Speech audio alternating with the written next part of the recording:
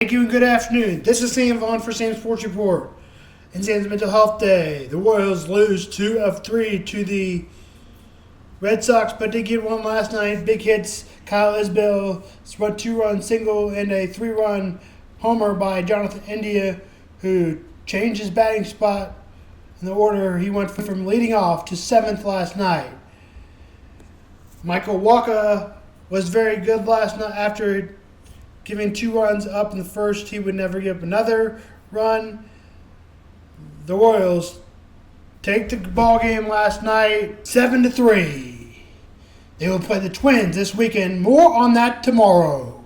The Cardinals, as a surprise, took the series over the Dodgers with winning last night to take the series. The Cardinals took the lead in the 8th with a Jordan Walker single to score 2. Cardinals got a 1 in the 9th. Cardinals shut them down to win. Cardinals are back over 500 by a game. Cardinals are even at 500 at 58-58. Next, on to the Cubs. Speaking of the Cubs, will play the Cardinals. Cubs and Cardinals will preview tomorrow. Speaking of the Cubs, despite winning yesterday, the Cubs lost 2 out of 3 to the Reds, who are having an over 500 season, but you don't want to be losing to the third team place in your division. The Cubs are second, the Brewers are first in the NL Central. Now we go on to preseason football. The Colts versus the Ravens, 7 o'clock, 6 p.m. Central. Colts versus the Ravens. The Indianapolis Colts will start Anthony Richardson in their preseason opener. The Ravens were non-specific about their starters. Traditionally, they limit starter snaps. The Ravens host that one. The Bengals and Eagles will 7:30 Eastern and 6:30 Central. This matchup is tonight's scheduled. Official statement has surfaced yet about weather for the Cincinnati Bengals and Philadelphia Eagles. The Philadelphia Eagles will play their starters for the first couple drives. The Cincinnati Bengals have not yet reported.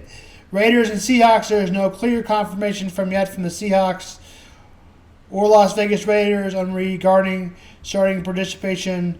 However, the story adds deadline. The starter Seahawks coach Pete Carroll returns to Seattle, now coaching the Raiders before former Seahawks coach Pete Carroll expect Raiders making it an emotional subplot for the Pete Carroll story.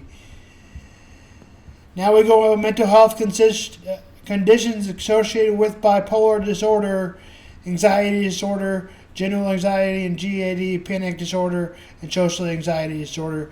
Have a common with ADHD. Also, ADHD has attention deficit disorder and bipolar, particular common in childhood.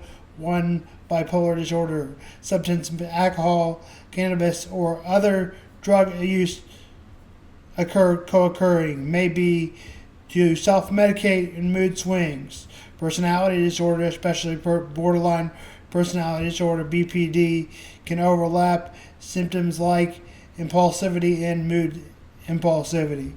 Post-traumatic stress disorder, PTSD, trauma can exacerbate mood dysregulation. Bipolar individuals often have higher rates of post-trauma.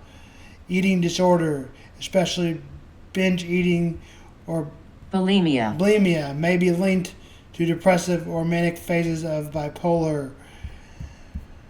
Cognitive neurological issues, cognitive impairments, sleep troubles, memory, attention, or executive functioning.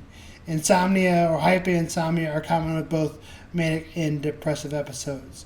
Social and functional relationships, difficult employment challenges, legal or financial challenges are normal with bipolar. Let me know if you'd like charts, visual, or deeper details on how any of these interact with bipolar disorder. I feel the best I have in a long time. Typically with TMS,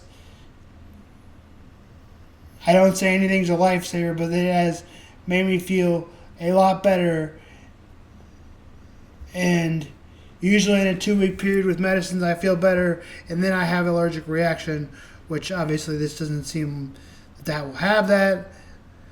It's very unlikely, maybe less than 1%. And I have already experienced a great mood, enthusiastic mood, and more enthusiastic mood. I have allergic reactions to medications, so that makes more medications more hard. Also, schizoaffective and bipolar have relations and go in with the same thing. This is Sam Vaughn for Sam's Sports Report and Sam's Mental Health Day. Hey guys, it's Hannah. So funny story. Last weekend I went on a date with this guy and I told him I don't want to go to like a restaurant or like out where there's tons of people. I hate first dates. I hate them, okay? It's so awkward. You know, it's like I order a side salad because I pretend like I don't eat carbs. He's shuffling through his wallet to see if he can pay for the meal. And a major reason why I hate first dates, which I told him eventually when we met up, is because I have ADHD, and ever since I was a kid, it is really hard for me to focus. And let me tell you something, distractions when I've been on a first date have been awful. So yeah, that's what we're going to talk about, bipolar and ADHD, attention deficit disorder. I am diagnosed with ADHD and bipolar 2 disorder.